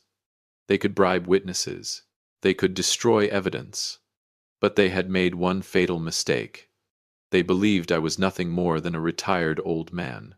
I stopped at the far end of the hallway and dialed the first number. Sandra Chen, the finest attorney in the region. She had once been my student. I briefly explained Claire's situation. No lengthy explanation was necessary. Sandra immediately understood her assignment. She would send an emergency preservation notice to the Vale mansion at once. A strict legal hold would prevent the Voss family from tampering with the scene. Every security camera, every phone record, and every piece of evidence had to be preserved. But the legal battle was only half the war. To bring down an empire, I needed the truths they had buried. I dialed the second number. This call was for my brother Thomas Harmon. Thomas was a veteran and a former FBI investigator specializing in financial crimes. He was a ghost in every sense of the word. A man who operated in the shadows and always uncovered what others desperately tried to hide. The Voss family had absolutely no idea Thomas even existed within my circle. I spoke into the phone. "Daniel killed our grandchild. I need you to uncover every stain on his name." There was silence on the other end for several seconds. I could hear my brother drawing a deep breath filled with fury. Thomas replied with only a single sentence. "Give me 72 hours. The hidden battlefield had been established. Some of the sharpest minds in law and investigation were now in position. We would not confront the Voss family with brute force. We would tighten the noose around their necks with evidence they could never deny. That night, the hunt began. Thomas traveled all the way to Chicago, where Daniel had built his career before marrying Claire. What horrifying secrets would the former FBI investigator uncover in the past of this seemingly perfect CEO? The next 72 hours felt like an eternity. I remained by Claire's hospital bed the entire time. Watching my daughter suffer both physically and emotionally tore at my heart, but I knew I could not afford to break. With each passing hour, Thomas sent me updates. His relentless investigation in Chicago had begun peeling away Daniel Voss's carefully crafted facade. It turned out that pushing Claire down the stairs was not the first time this man had used violence to solve his problems. Thomas uncovered a sealed file dating back 5 years. In Chicago, a female employee had once accused Daniel of assault. She had been forced into silence with a settlement worth millions of dollars. The Voss family had used its influence to erase every trace of the incident from the media. They had turned the victim into a liar. Daniel Voss was a systematic predator. He always used money to silence anyone who stood in his way. But this time, his target was my daughter. The Voss family's protection had created a monster that feared nothing. Yet the biggest breakthrough was not in Chicago. It was inside the Vale mansion itself, where Claire had been attacked. Under the cover of a maintenance technician, Thomas gained access to the building's network. There, he discovered a secret that even the Voss father and son had forgotten. Jeffrey Voss, a man who trusted no one, had installed a hidden audio recording system in every executive office 15 years earlier. He had originally done it to monitor business partners, and even his own son. But as the years passed and his confidence in his power grew, Jeffrey had completely forgotten the system existed. The aging equipment had continued operating silently in the shadows. It recorded every sound and every conversation that took place inside that fateful room. Thomas successfully extracted all the data from the night of the incident. The original audio file was protected by an outdated encryption algorithm. For a former FBI specialist like Thomas, breaking it was only a matter of time. I received his message when the clock struck 3 in the morning. It contained only 4 words. I got the evidence. I stared out the hospital window. Dawn was approaching. The silence I had maintained for days was about to end. The legal noose was ready. How horrifying were the cold, unfiltered words spoken by Jeffrey and Daniel Voss on that hidden recording. Would the Voss empire realize before it was too late that they had personally tied the very noose that was now tightening around their own necks? The arrest warrant for Daniel Voss was issued late one afternoon. Police stormed the Vale mansion while the Voss father and son were having dinner. Jeffrey Voss showed no sign of panic. He calmly rose from his chair. The arrogance of a man who ruled an empire was written across his face. He looked at the officers and scoffed. He called the entire situation a ridiculous misunderstanding. Jeffrey believed that power and his team of multi-million-dollar attorneys would easily save his son. They thought they could twist the truth the way they always had. If you've followed the story this far, then you're probably finding it interesting. Please do us a quick favor, like and subscribe. Leave a number 5 in the comments so I know you've made it this far, and share your prediction for how the story will end to see whether you're right. Many people watch without doing that, but it costs you nothing and means a great deal to us. The Voss family's confidence rested on one assumption: the staircase scene had been thoroughly cleaned. There were no witnesses. There were no direct security cameras. Daniel Voss stood behind his father with a smug smile. He believed Claire's testimony alone would be crushed in court. He thought I was nothing more than a helpless father making a desperate attempt to fight back. But my satisfaction began the moment Thomas walked into the interrogation room. In his hand was a black hard drive. Thomas looked directly into Jeffrey Voss's eyes and pressed play. The recording lasted exactly 43 minutes. An original digital audio file that could not be forged. Thomas had uncovered 43 minutes of recorded evidence detailing the conspiracy to eliminate the unborn child. Jeffrey's voice came through clearly. We need to deal with the baby before it affects the trust. Then Daniel's voice followed. I'll take care of it. An accident will be the cleanest solution. The color immediately drained from Jeffrey Voss's face before turning a sickly gray. Daniel's triumphant smile froze on his polished face. The noose had tightened. At that moment, all the money and influence in the world became worthless in the face of such overwhelming evidence. For the first time, both father and son realized they had walked straight into a trap from which there was no escape. The federal courtroom was packed that day. The atmosphere was so solemn and suffocating that every anxious breath seemed audible. Reporters crowded the hallways outside. Everyone wanted to witness the downfall of one of the most powerful families in the country. Daniel Voss sat at the defense table. His expensive suit could no longer conceal his unease.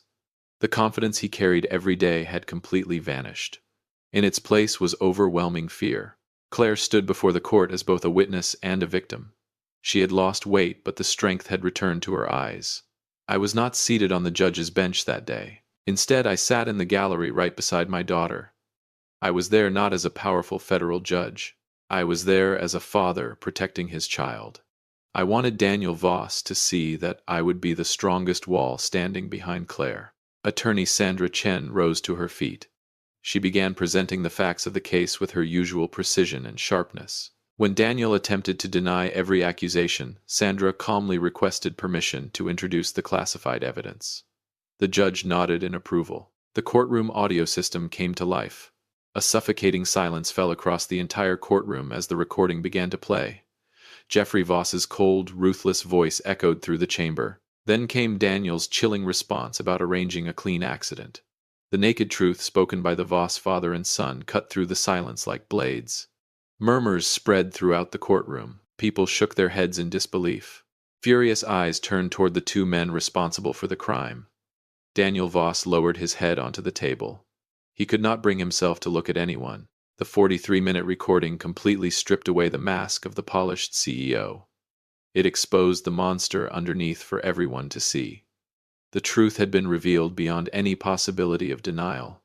No amount of money, and not even the most expensive lawyers in the world, could save them now. The presiding judge's gavel struck with a sharp crack. The sound was like thunder ending a long season of darkness. The entire courtroom held its breath. Daniel Voss rose to his feet, his legs trembling beneath him. The arrogance he once carried had completely vanished. In its place stood a condemned man awaiting the final judgment of justice. The judge began reading the sentence. Each word rang through the courtroom with unmistakable force. Daniel Voss was sentenced to 18 years in prison for aggravated assault and conspiracy to harm an unborn child. Jeffrey Voss, the architect behind the scheme, received a 6-year federal sentence for aiding the crime and concealing criminal conduct. 18 years and 6 years. That was the price they would pay with their freedom for valuing wealth above human life.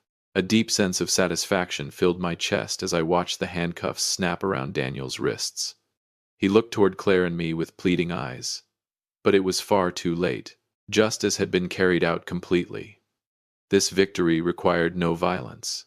It was built through perseverance, truth, and respect for the law.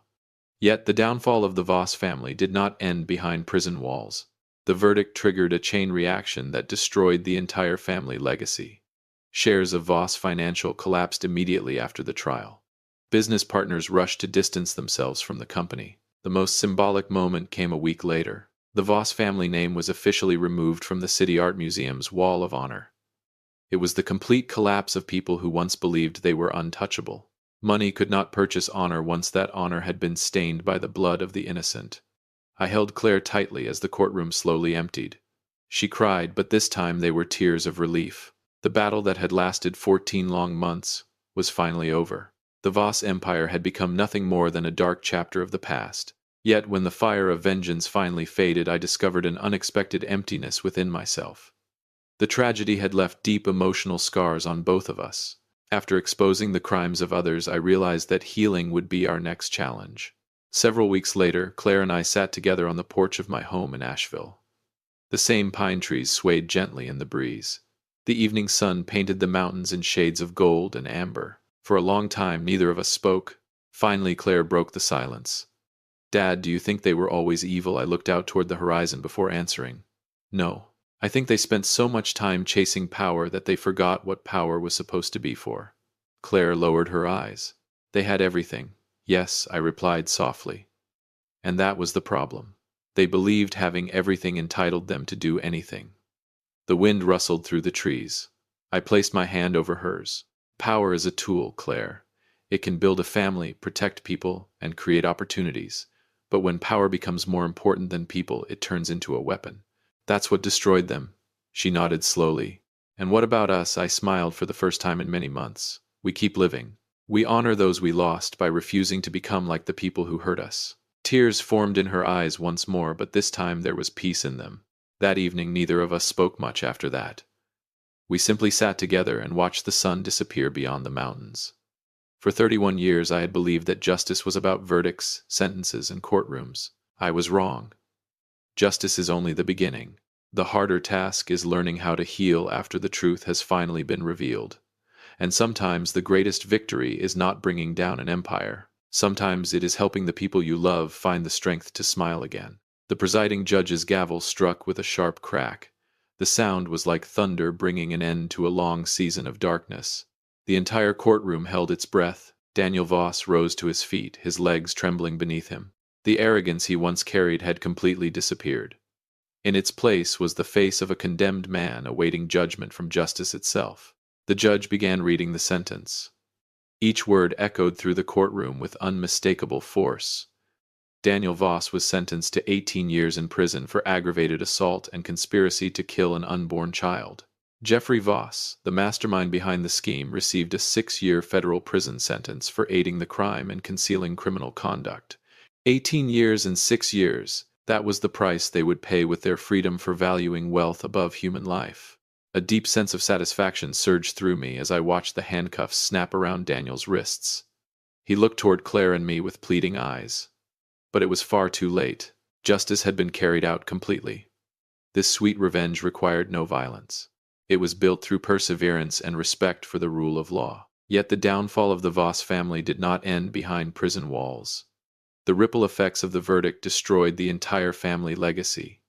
Shares of Voss Financial plummeted immediately after the trial. Business partners rushed to distance themselves from the company. The most symbolic moment came a week later.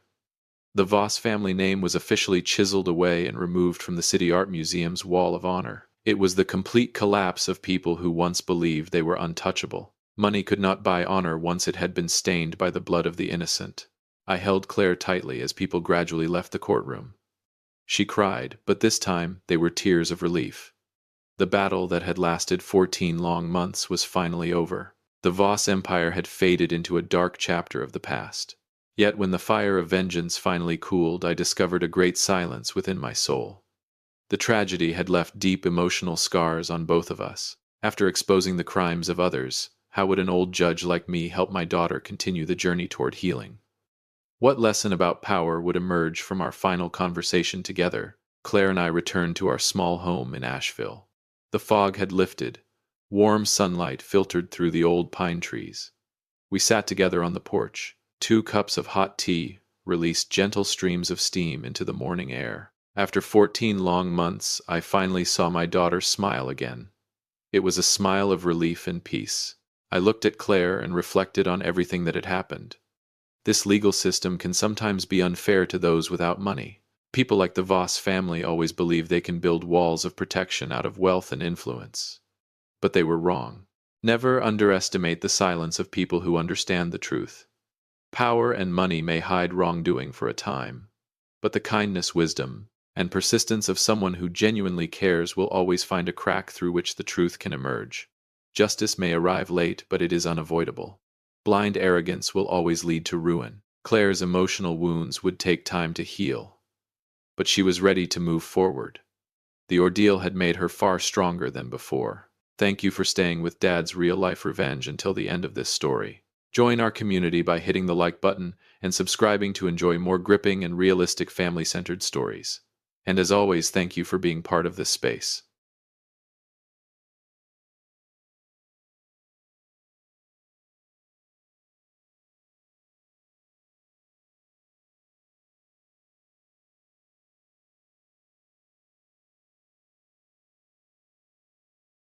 I had just stepped into the flower shop of my old friend Silas when he looked at me with a strange expression. He didn't greet me like he always did. Instead, he grabbed my shoulders tightly. His face was pale. Silas whispered urgently, "Garrick, get into the storage room right now. Hide behind those wooden crates. Don't ask any questions. Just stay quiet and listen."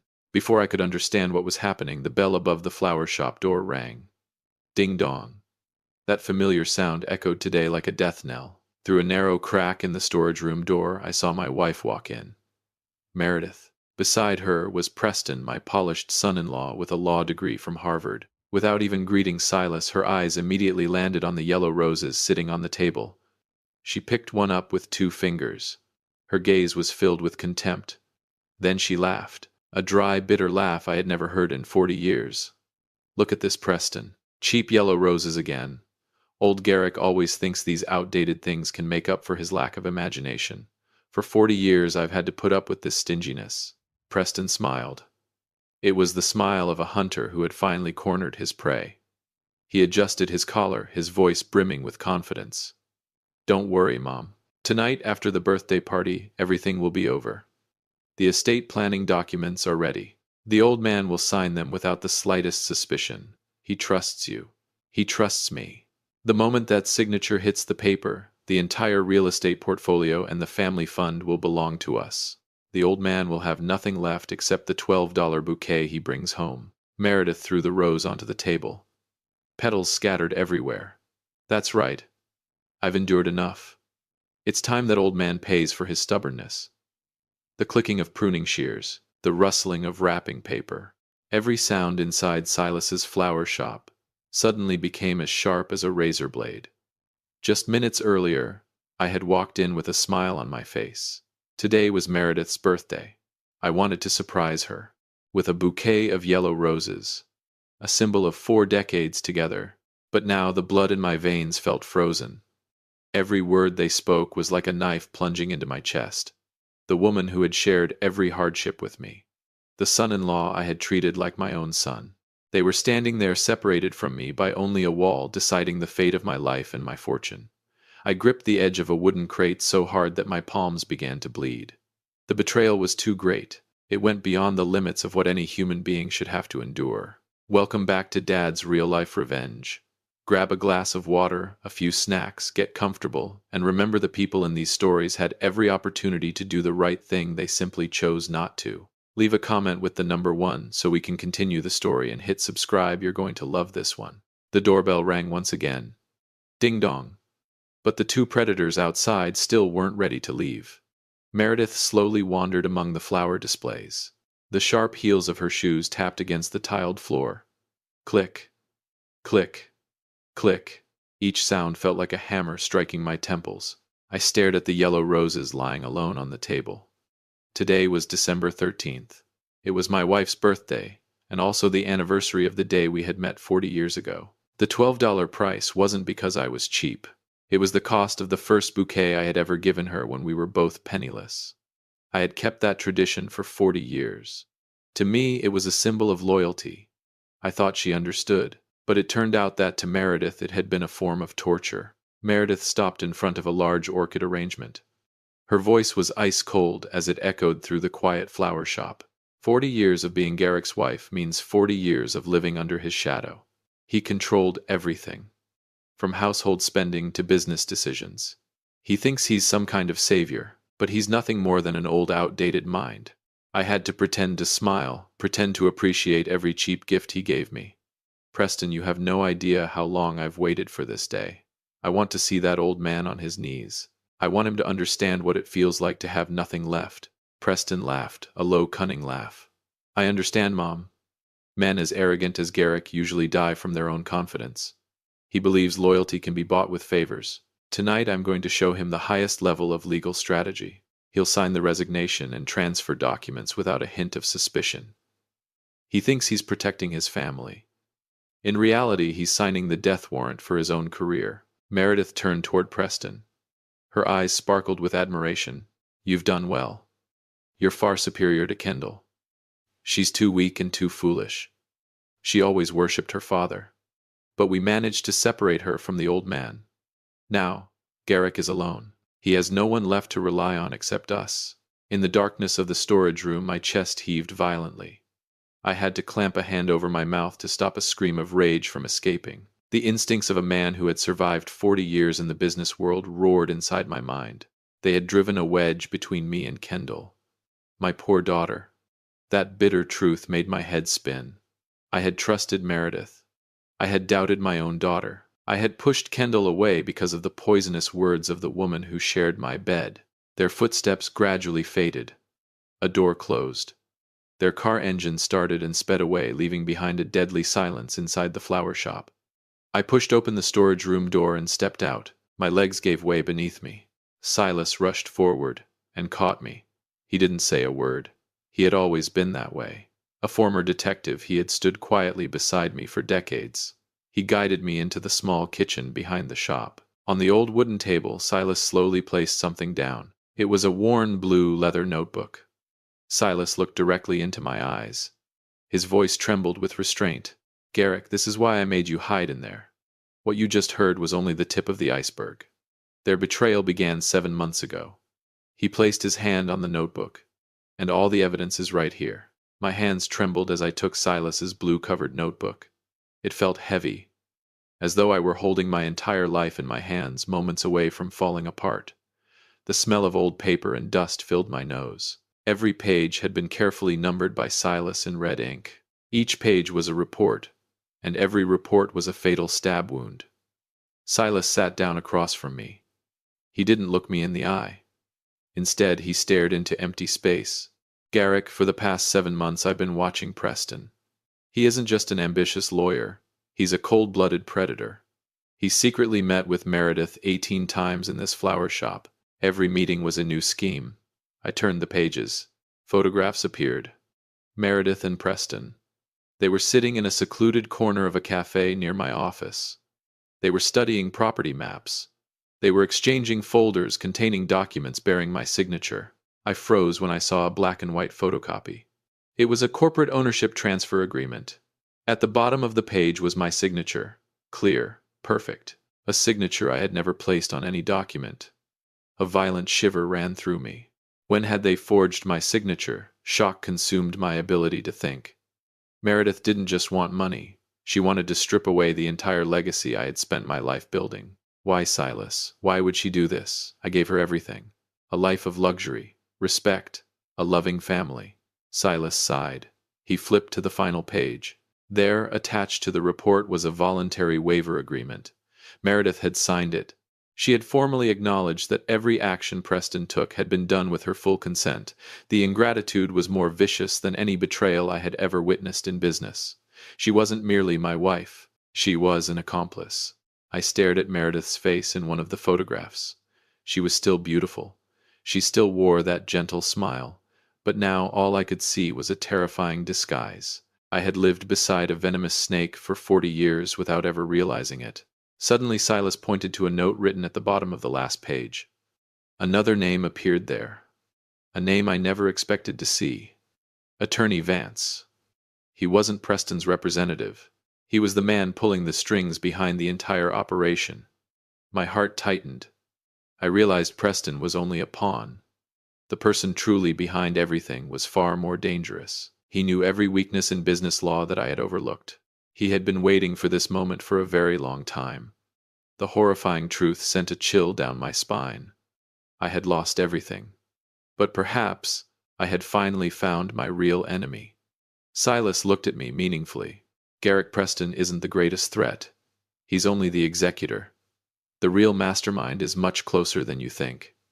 He's waiting for you at tonight's party. He's preparing a move that you could never anticipate." I tightened my grip on the blue notebook. My anger had transformed into something far more frightening. A cold, absolute calm. If they wanted to play this game, I would show them who truly wrote the rules. Rain suddenly began drumming against the metal roof of the flower shop. The steady patter pulled me back to reality. I leaned against the old wooden chair, and my mind drifted back 10 years to the day Preston first entered my family's life. It had been an autumn afternoon. He arrived as Kendall's boyfriend. His expensive suit was perfectly tailored. His Harvard law degree earned with honors was casually mentioned within the first 10 minutes of conversation. Back then, Preston seemed flawless in everyone's eyes. A promising young professional. Polite, charming. He had a smile that could light up a room.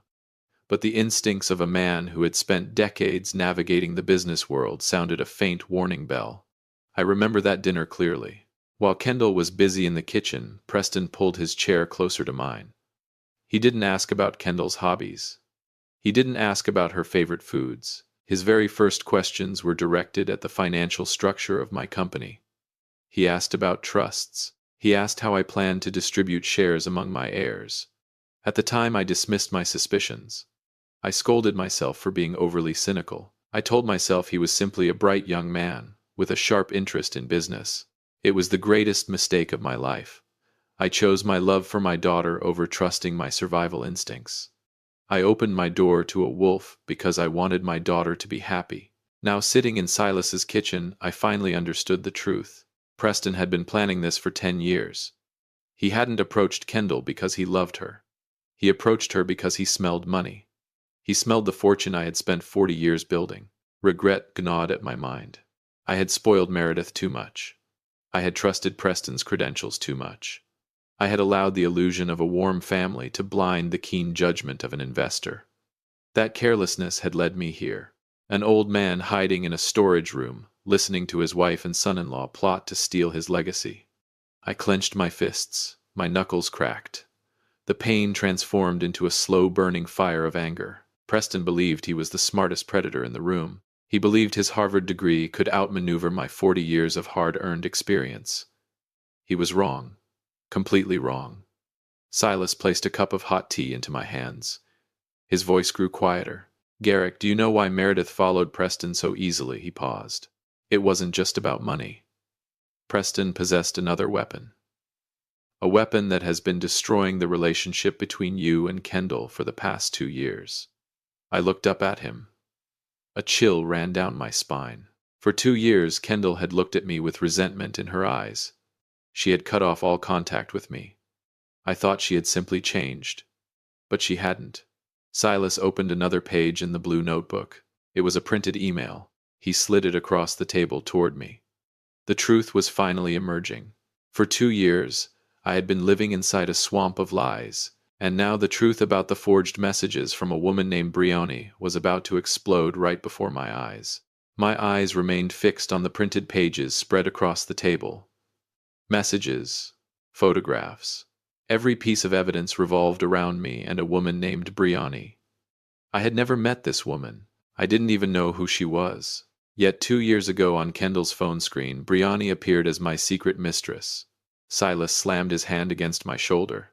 His voice burned with anger. Meredith used a burner phone. She wrote every one of those fake messages herself. She sent them to Kendall through accounts linked to Brioni. She wanted Kendall to believe you were a cheater, a terrible father who had betrayed the woman who stood by him for 40 years. My sense of reality collapsed. The bitter pieces of the past began falling into place. I remembered a winter night 2 years earlier. Snow and wind battered the windows. I drove to Kendall's house because I missed my granddaughter Maeve. I wanted to bring her a few small toys. As I stood outside the house, I could see through the warm yellow glow of the living room window. Kendall was crying. Preston stood beside her with his arms around her. The moment I stepped onto the porch, Kendall rushed outside. She looked at me with the most disgusted expression I had ever seen. "Don't come in here. I don't have a father as disgusting as you. Go back to your mistress." At the time, I was stunned. I had no idea what I had done wrong. I tried to explain, but Meredith called at that exact moment. She was sobbing hysterically, begging me to leave the family alone. Their performance had been perfectly coordinated. Together they had cornered me. I quietly returned to my car and drove away into that freezing night. I isolated myself because I believed my daughter had changed. For 2 years I carried that injustice alone. Now I knew the truth. It had all been a carefully engineered campaign of manipulation. They wanted to sever the only support system I had left. They wanted me isolated, broken, emotionally vulnerable, easy to control. Meredith's cruelty went far beyond ordinary greed. She was willing to sacrifice her own daughter's happiness to fuel her ambitions. My chest rose and fell heavily. But amid the wreckage, I felt something new awakening inside me. A cold strength. The calm of a man who no longer had anything left to lose. They had stolen 2 years of my relationship with my daughter. They had turned me into a monster in the eyes of the child I loved most. The oath of honor I had lived by all my life stirred within me once again. I would make them pay. 10 times over. Silas glanced at the clock hanging on the wall. Then he leaned closer. "Garrick, the birthday party begins in 2 hours. Preston is in a hurry. He can't afford to wait another day. Do you know why he's so desperate to make you sign those documents tonight?" I looked up at him. The seriousness in his eyes was unmistakable. This wasn't merely about greed. This was something much bigger. Preston was carrying a ticking time bomb. Silas lowered his voice even further. What he revealed next sent a chill through my entire body. Preston's problem isn't just money. He's running out of time. Silas slid another document across the table. At this very moment, a $280,000 secret is hanging over his head. And whatever that secret was, it had become dangerous enough to drive him into a desperate gamble. Silas flipped to another document printed from an underground banking account. His voice was barely above a whisper, as cold as the rain falling outside. Preston owes $280,000. Gambling debts. He burned through his savings betting on Premier League matches. Now the loan sharks are hunting him. I stared at the figures on the page. Suspicious transactions. Screenshots of threatening messages sent to Preston. The mob had given him an ultimatum.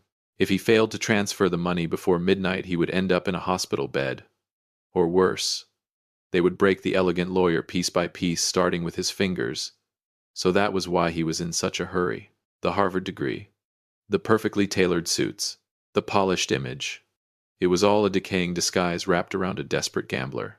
He wasn't a brilliant predator. He was a cornered animal. He needed my house. He needed my real estate holdings as collateral. Immediately. Without my signature tonight, Preston's entire world would collapse. Does Meredith know about any of this? I asked quietly. My voice had become cold. Silas shook his head.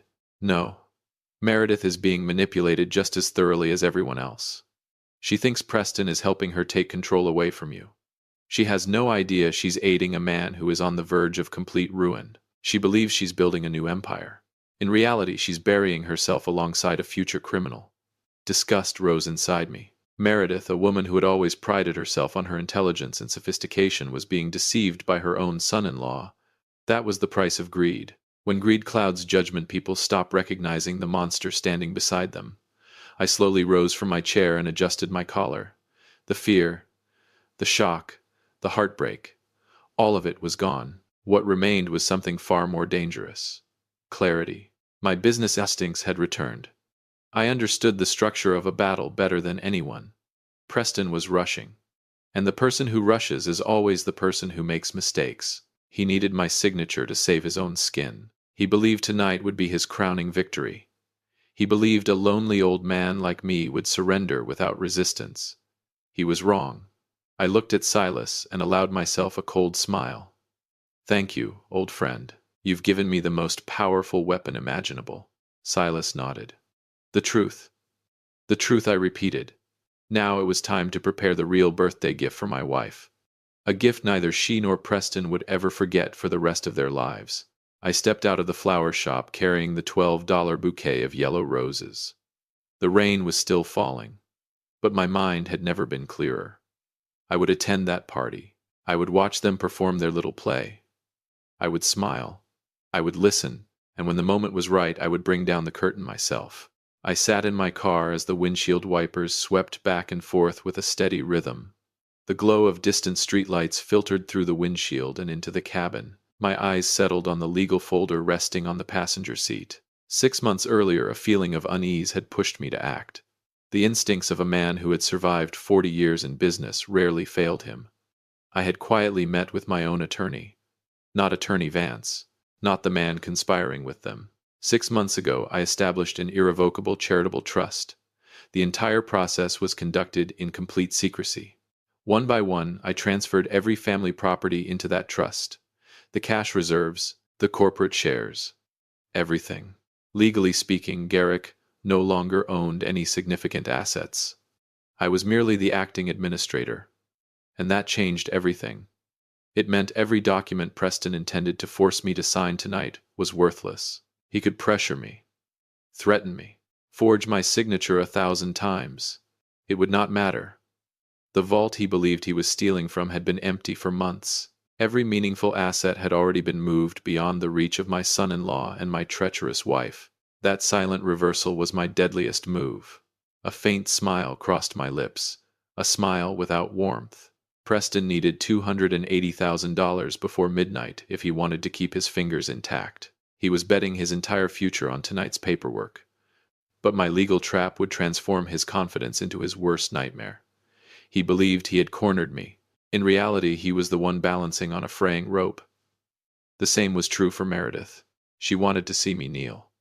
She wanted me reduced to a lonely old man with nothing left. But greed had blinded her. Hatred had blinded her. She had willingly signed an agreement making herself Preston's accomplice. She didn't realize she had already helped dig her own grave. I checked my watch. It was time for the birthday party. 12 guests were already waiting at the mansion. Old friends, business associates, people they intended to use as witnesses in their carefully staged performance. They wanted tonight to become a public humiliation, a false courtroom where I would be pressured into submission. I intended to give them exactly the performance they expected. I would play the role of the frail old man, the confused husband, the vulnerable victim, right up until the final moment. If you've stayed with this story this far, then perhaps you've found it interesting. Please take a quick moment to help us out, like and subscribe. Leave a comment with the number 5 so I know you've made it this far, and tell me your prediction for how the story will end to see if you're right. Many people watch without doing so, but it costs nothing and means a great deal to us. I stepped out of the car. The mansion stood before me, glowing with light. I took a deep breath. The sound of classical music drifted from inside. Then I pushed open the front door. But the instant I stepped across the threshold, Attorney Vance's eyes swept toward me. A victorious smile appeared on his face. And suddenly I realized their plan was far more complicated than I had imagined. A chill settled in my stomach. I had uncovered the betrayal. I had uncovered the gambling debts. I had uncovered the forged messages. Yet the confidence in Vance's expression suggested something else, something bigger, something I still didn't know. And as the door closed behind me, only one question echoed through my mind. What had I missed? The chandelier lights in the living room were dazzlingly bright. The scent of expensive perfume mingled with the aroma of fine wine. The 12 guests gathered inside were all influential figures in the business world. They stood laughing and chatting as though nothing in the world could possibly go wrong. Meredith approached me wearing an elegant blue evening gown. She smiled brightly, but her eyes were ice cold. "Oh, Garrick, there you are. Everyone's been waiting for you." She took the bouquet of yellow roses from my hands, glanced at it for less than a second, and casually handed it to a waiter. Exactly as I expected. Preston stood beside Attorney Vance. The Harvard lawyer wore the confident smile of a man who believed victory was already his. He gave Vance a slight nod. Immediately the attorney opened his leather briefcase and removed a thick stack of documents. Preston stepped forward. His voice carried across the room. "Ladies and gentlemen, on the occasion of Meredith's 60th birthday, we have a special announcement. Due to health concerns and a desire to spend more time with his family, Garrick has decided to transfer all estate planning authority and corporate management responsibilities to Meredith and me." Whispers spread throughout the room. Eyes turned toward me. Some surprised, some curious, some calculating. Meredith took my hand. Her fingers were cold. The grip was tight enough to feel like a steel clamp. Her voice was sweet and artificial as she leaned closer. "Sign it, Garrick. You're tired. Let Preston carry the burden now. This is what's best for our family. For Kendall. For little Maeve. They were using my daughter and granddaughter as weapons. Even now. Even here. 2 years earlier, that tactic might have broken me. But not tonight." I looked directly into Meredith's eyes. All I saw was greed. Then I turned toward Preston. His smile remained in place. But now I noticed something else. His hands were trembling. Ever so slightly. He kept checking the expensive watch on his wrist. 10 o'clock. Time was running out. The loan sharks were waiting. I slowly walked toward the glass table positioned in the center of the room. Preston hurried forward and placed a fountain pen into my hand. He pointed at the signature line. "Sign it, Dad. Everything is ready." Attorney Vance stepped beside me. He lowered his head and spoke quietly enough that only I could hear. "Mr. Garrick, I strongly advise you to sign. Otherwise, the financial report detailing the missing company funds from 2 years ago will be delivered directly to the prosecutor's office tomorrow morning. At your age, prison would be a very unpleasant experience." I froze. The pen nearly slipped from my fingers. The fabricated financial report. This was their final weapon. They weren't merely trying to steal my assets. They were trying to destroy my life. If I resisted, they intended to send me to prison. Their cruelty had no limit. Slowly I lifted my eyes, and then I saw her. Kendall. She had just entered the room. Standing beside her was Silas. The hatred that had filled her eyes for the past 2 years was gone. In its place were shock, regret, and tears streaming down her cheeks. For a brief moment the room disappeared, the guests, the documents, the threats, everything faded away. My daughter had finally learned the truth. I looked at Preston, who was secretly smiling to himself. I looked at Meredith, who was silently urging me to sign. Then I looked at Attorney Vance, the mastermind, the man who believed he had already won. Very slowly I lowered the pen. But instead of signing the document, I reached into the inside pocket of my jacket. The room fell silent. I removed a small black voice recorder. Preston's smile faltered. Meredith frowned. Vance's eyes narrowed. And without saying a single word, I pressed the play button. A burst of static crackled from the small black recorder.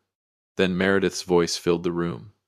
Old Garrick always thinks these outdated things can make up for his lack of imagination. The old man will have nothing left except this $12 bouquet. A second voice followed. Preston's. He spoke about the estate documents, the transfer plan, the scheme to take everything. Every word echoed through the mansion. The enormous living room fell into a deadly silence. The classical music continued playing softly in the background, but nobody paid attention anymore. Meredith's face drained of color. She stumbled backward. Her lips trembled. No words came out. Preston stood frozen.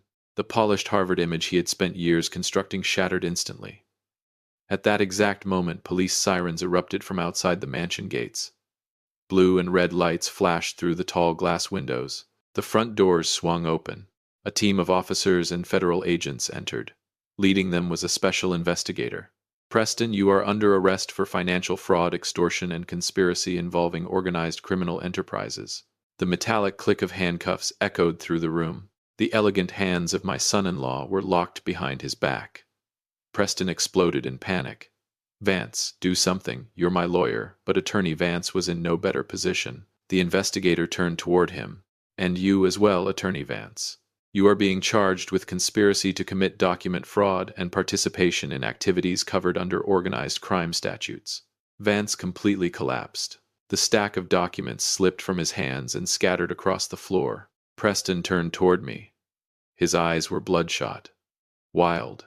Old man, you think you've won. Even if I go to prison, you'll lose everything. These documents were already effective. All your assets belong to me now. I'll use them to pay my debts. I walked toward him slowly. Then I looked directly into his eyes. Preston, you forgot one thing. The room became silent again. 40 years in business taught me how to prepare for wolves. His expression faltered. 6 months ago, I established an irrevocable charitable trust. Every property, every corporate share, everything was transferred long before tonight. The color vanished from his face. Nothing you forced me to sign tonight matters. Nothing you forged matters. Every document you've been chasing is worthless. I took another step closer. The safe you were desperate to rob has been empty for a very long time. The words struck him like a final blow. Preston's knees buckled.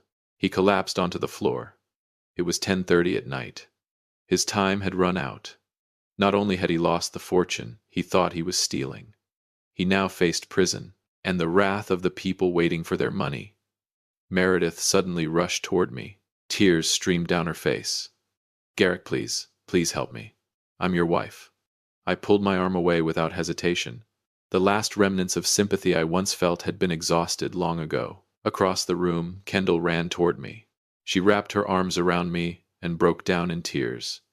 Dad, I'm sorry. I was wrong. I believed those fake messages. I held my daughter tightly. For the first time in 2 years, she was finally back in my arms. The warmth of that moment washed away years of pain. The truth had been exposed. Meredith's web of lies had completely collapsed. Officers escorted Preston and Vance out of the mansion. Meredith remained on the floor, alone, surrounded by 12 guests who now looked at her with open contempt. For a moment, I glanced at the $12 bouquet resting on a nearby table. The same bouquet that had once symbolized 40 years of loyalty. Then I reached for Kendall's hand. Without another word, the two of us walked out of that house together. The first light of dawn peeked through the rows of trees. I sat in my familiar office. The gray files of legal disputes were gone. In their place rested the documents transferring full management authority of the trust to Kendall. My daughter deserved this legacy. She had endured far too much pain because of the lies spread by her own mother. Maeve's cheerful laughter echoed down the hallway. A moment later she burst into the room and wrapped her arms around my neck. The warmth of my granddaughter's embrace washed away the bitterness that had lived inside me for so long. I placed a yellow rose into her small hands. Today its color was no longer treated with contempt. It had become a symbol of renewal, a symbol of forgiveness, a symbol of hope. Meredith now spent her days alone in a small rented house. Most of her resources had been drained by legal expenses. Regret arrived too late to restore the reputation she had destroyed. She chose greed. She chose betrayal. And in return, she lost the trust of her own daughter. Preston and Attorney Vance were both facing 20-year federal prison sentences. The arrogance of the Harvard-educated lawyer had finally collided with the reality of the law. Looking back on everything that had happened, I learned a lesson written in scars. Never allow blind affection to silence your instincts or your judgment. The most dangerous people are sometimes the ones standing closest to you. They use the language of family to weaken your defenses. Love with all your heart, but protect what you build with a clear mind. Protecting your life's work is not selfish. It is often the only way to safeguard the future and happiness of the people you truly love. That $12 bouquet saved me, because it revealed the truth hidden beneath years of deception. Justice had been served. The guilty had paid the price, and the values that truly define a family had finally returned to their rightful place. For the first time, in a very long while, I could look toward the future and smile with pride. We're grateful that you joined Dad's Real Life Revenge, all the way to the end of this story. Become part of our community by liking and subscribing for more powerful emotional stories centered on family betrayal and justice. And as always, thank you for being a part of this space.